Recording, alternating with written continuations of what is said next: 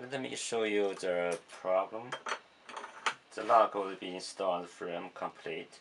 From the inside, the latch move, so no any problem.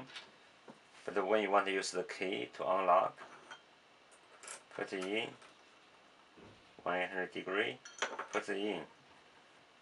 When you turn the handle, see the latch, it stays there on move. It means we cannot unlock by use the key. The lock is defective one. The latch on move. I have another lock have been returned to the home security store. Please check another one. Make sure you can find this problem. Thank you. Bye.